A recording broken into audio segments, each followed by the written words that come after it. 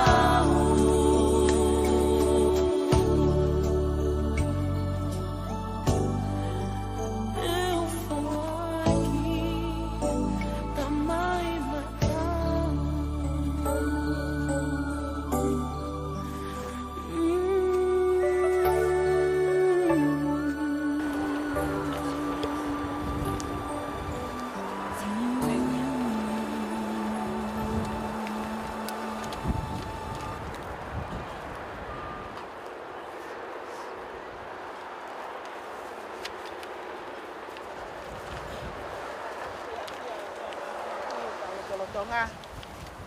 Patapot ki he whanau mo makapuna hau eiki. Patap ki he tangata iki whaiwhikau. Whaiwhikau mā lolo. Moha taki lotu. Patapot ki he whahu. Kate hei ki he whamiri hono kotoa. Kalangata ia te awo whaikitua kai whai at mua harea tari o e aho koeni. Tomo atu koe whawhitai lahi ki o tua mawhi. Uli mo tafoe hala whanonga. Te lava i ke tau wa usia mo ui. Ai aho ne ongo koe aho na e palani mo whotutu o he tangata. Ka kua whina ngalo lelei ai o tua mawhi ke o tau tolu ai aho koeni. Fia ke tali lelei koe tahine whahu. I he aho koeni. I he whakalangi langi. Ai tamahi o ehiki koeni ne ongo kua ne hiki a. Pea tali lelei ki whaipekau whaipekau mā lolo. Whabalo atu he tuku homo taimi ka mola mea mai he ahoni. Ki whakakakato a whatongia o e whamiri. Tali fia ki mautolu kotoa pe whamiri ka maa kai ha ofa kotoa pe. Mo mea mai he ahoni ki tau kau whakataha. Ki hono tatala o e maka tamai o eki koeni. Tawange ke lau maria o tua ke ne tataki. Ai ngā ue te tau whai he aho koeni. Pehea e lea tali fia ki mautolu i he hoa koeni tua o whatu. Rai me kamata ke tau rotu whapetai. Tara kakai tamai peina koeni. Ni mangau whaangpuro himi, ni ma whanoa. Ke whasio mai ke kau maroro. Na whaatu ke rangi. Pepe na noko. Whasio mai ki e kau maroro.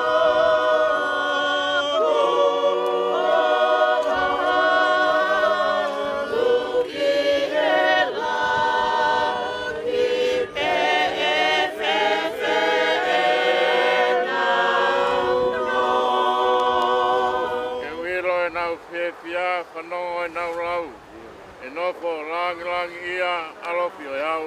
E ui loe mawhi e whio whanongo e nau rau. E no whanangi langi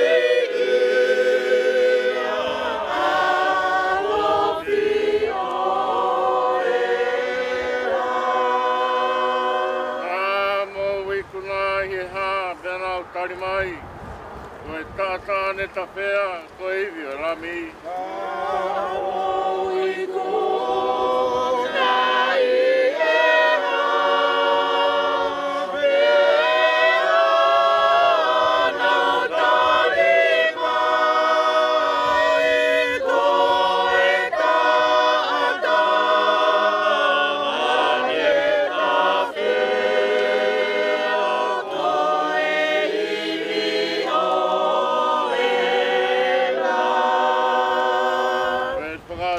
koe tau whakamaro ki eiki, tofu ha tau hala.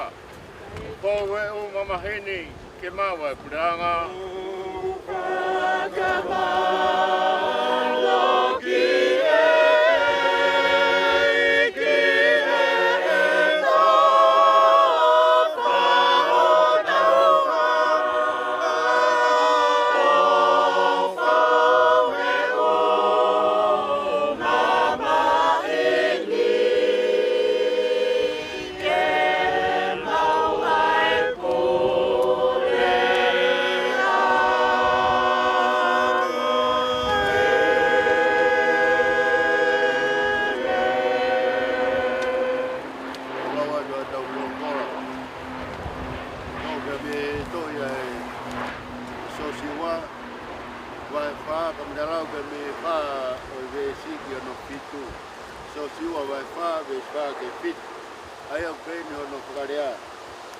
Ia uia me so siwa kau tangata hongo puma aua. Aia kone teu ki ai me ha isteri. Koe toko taha me matakari takta. Ia lea so siwa ka te nau tolu moulaka. Laka atu he ao e a ke o sihowa. Ko mou o tua piloto soatani. Te atoho hake takitaha hamaka. O hiri whaki ki hono uma. O whakatatau ki he lau. A ngahi matakari o haa Israeli. Koe hui ke hoko koe whakailonga. I o mou loto ngā. O ka whai pia eke e o mou whanau a mui. O pehe. Koe hae uhinga ngahi makani. Ia te moutari ke te kinau tolu. Kono uhinga nai motuhi e vai o soatani. I he ao e ake o i kounante o sihowa. I he ne a atu i soatani. Nai motuhi e ngahi vai o soatani. Koe e hoko e ngahi makani. Koe mea whakamanatu ki a Israeli o lau i kuonga. Atap ke a whia o toa. O tau lotonga. Atap ke kere ei koini. Toka e kaumani oni. Atap ke whahu. Ia whakatap ke uru motua. Atap ke whanau kaumai whakamokopuni. E ke whaifkau. Kaumai siasi pe moe ngai kaunga mea. O Lisiate Tovo ku tau kautaha i a honi. Ke whai katoanga tatala maka koe. Ka kukore ke uwhangat. Ke tala whakatapu kotoa pe kata moku. Ke whai haki pou. Malotola. Maki tau tolu ko huike whatongia e a honi. Tala noa e a honi. Tala noa ke kolosi a Israeli. E tahi soatani. Ke hake i Seriko. Ia konau tala e nai whata. Nai puha e kua kawa. Nai e na wau ke mau anga marie. Nai momoa e tahi. Ke nai whikau ai. Ke sio siua whahoko ki ha Israeli. Tau toko taha mai pia me haa. O toho hamaka. Ke tau hake ke kauai e taha. Ia mou whakatō ai. Ai maka e hongo fu maua. Ke nai winga ai whikau koe ni. Ia e aho. E kou mai aho mou whanau. Mou whanau ho mou whanau. Pea te nau eke ke mou tōru. Hae uhinga ngai makani. Pea ko mou whakamatara. O kune whakamanatu. Nai hae mawhai o sihowa. E lotonga o Israeli. Pea mou vai wanga maare e tai soatani. Mou vai soatani. Nā ne hau whaki e nau moui. Pea koe ne whakamanatu e ni. Nai ai taimi. Nai hau whaki ai e sihowa. Aho mou ngahi kui. Pea kune whakamanatu mai e ngahi pofonga. Nā nau kolosi e vai soatani. E whahu kau mai uru motua me mue whanau. Whakamagapuna. Uhinga e au tau i heni ai e ahoe. Tau amanaki. E mea e whahu o tatala e maka. Te kene lau e ngahi rea ko hiki ki he maka. Mea e aho e fōu mai ai heni. E whanau ho mou whanau. Koe ngahi maka puna a moiang. E te nau lau e whamatala pa nau ilo. Mea e tamai o whakatoa. Nani iho tau loto mai. Pene ongo kune puri atu. Koe maka koe ni. Tene whakamanatu ki e whamiri. Ai ne tohonga ka oma e ne moui. Koe au kou whatawangi o tua mafu. Ke pehe ne loto e ki tau tolu. E a honi. Kai unga a moiang. E tau manatu ofu. E tau fōu mai o rau e makani. E kune whamatara mai e whawhonga ka koe unga anga koe tohonga. E tamai ofu a koe ni. O Lisiate Tovo. Kaya mali e kari. Kaya e tala maka. Kaya tawon.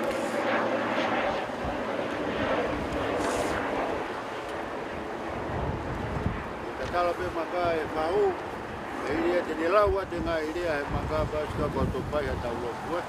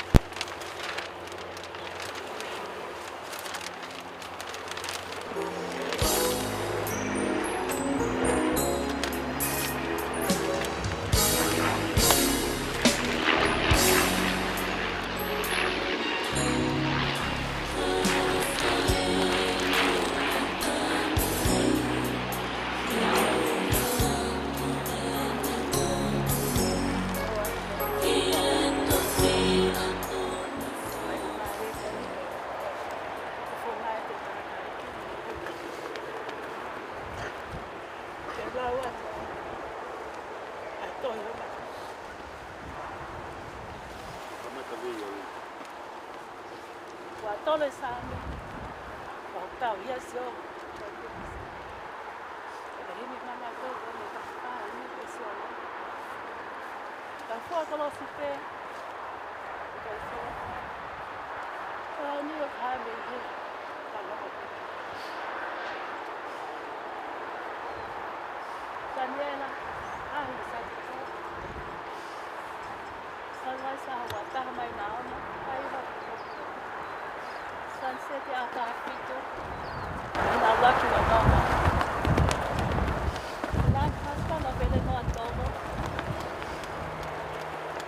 Or the son of Devita and Anna Pangalupetukan.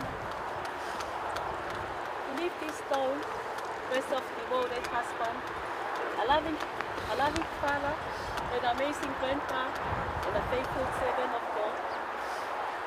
He lived his life wholehearted for and of friends. His smile taught healing his joy, filled the room like music. And whenever he stood, the four of us, Tovo, we have received your vow. Who we miss you, Nikki. We now rest in the loving arms of God. Parents of Patricia, Corey, William Tovo, Erekafa, Manitobo, Poloni Lolotonga, Lisiate Fusi, Silos Tovo, Nanesi Mai, Kotou, Tobof Vita, and Mona Pauku. Lamaya, Vai dar outro. Eu tô a Maf. Aí a Fiona foi macalau e tuongo. O more é cacai na mão aí. Tô bem a Fiona. Foi macalau e tuongo. Porque eu vou fazer que aí na macalau é manatu. Tuongo, tuongo, que tô canata, que tô canata.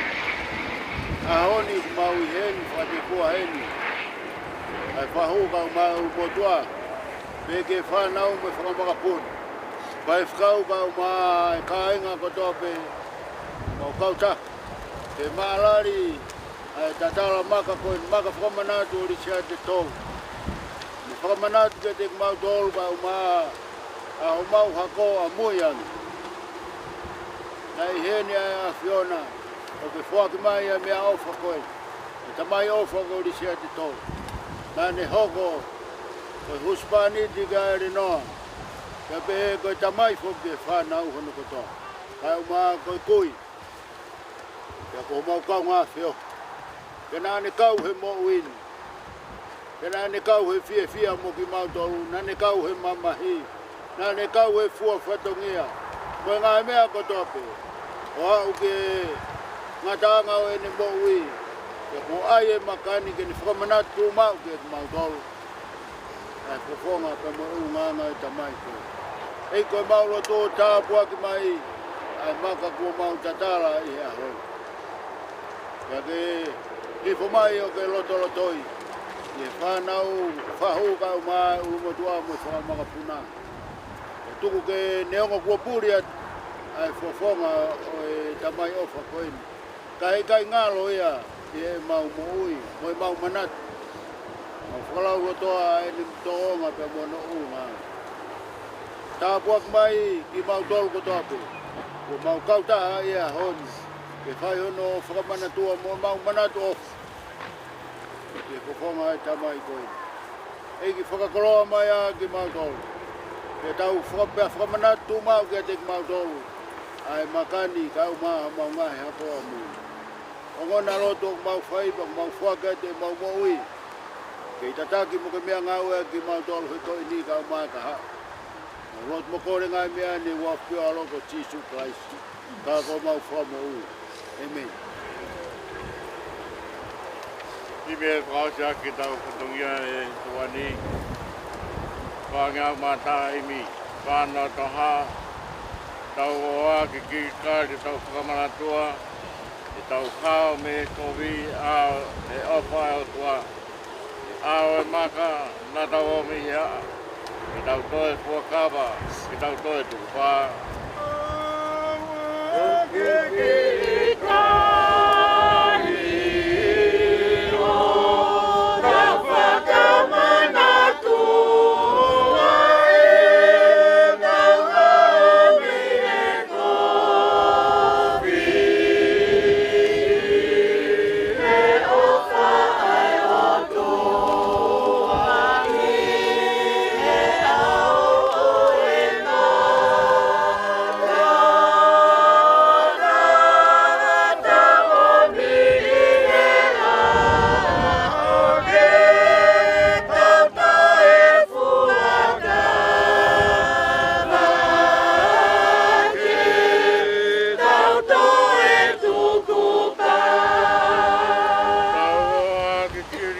Tau Fakamanatu o tau wohi e ki more tawanga mua.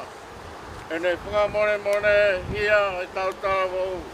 I tau toe fuakawa. I tau kamata pe pohou.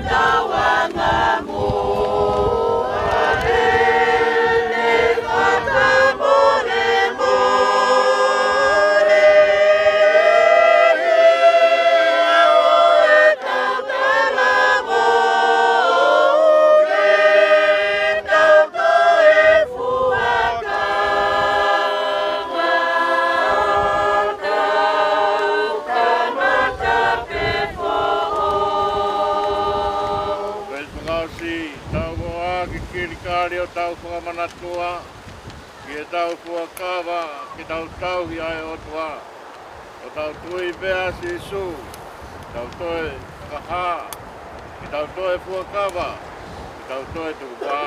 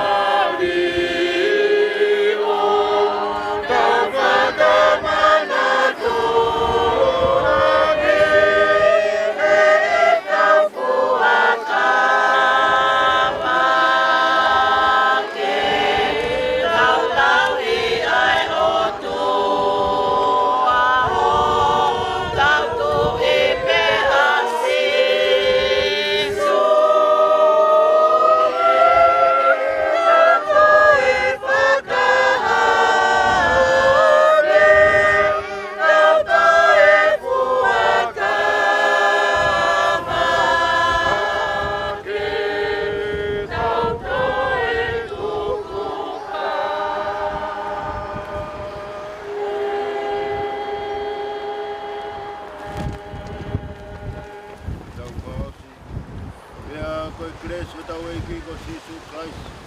O kala e tua me tau tamai me mo e wheo tō mau e lau mai e mai ni. No mau e tau tōru o whai pio tai ngata pe tai ngata. Amen. Lo atu. Kai lafo lalo atu haki whakamalo. Whakamalo lahi atu tangata i whaikau. Ka te heki he whaikau malo lo. I he whatongia mau inga e aho koeni. Ai lotu mo ya konaki ko mau inasi ai a koeni pia la mai pia mo no tatala ai maka tamayo eki koeni ke hoko ko ki matanga pia mo la taanga ai family fa malo atu tahine fa ke pakakakato e fatongia a koeni hoko atu a ho mohe si tamai ofa mo nunga hoko atu ai whakawhiao ki he hau o ngahi hau tawange mo si hova ke ne whakakakato mo ne whakaau atu ai whakamalotu ani ki he loto koto ape ai honga ia neongo e alo tāmaki ana tula ka kua mo lava mai ke whakakakato ai tatala e maka o si tamai koeni koe hoko atu e whatongia whakawhi atu ki mo tolu e Miriam mo Sailos ke mō me ake, ke apsiasi loto whare ia, ke whakaosi ki ai whatongia ai aho koeni, mā loto au whātou.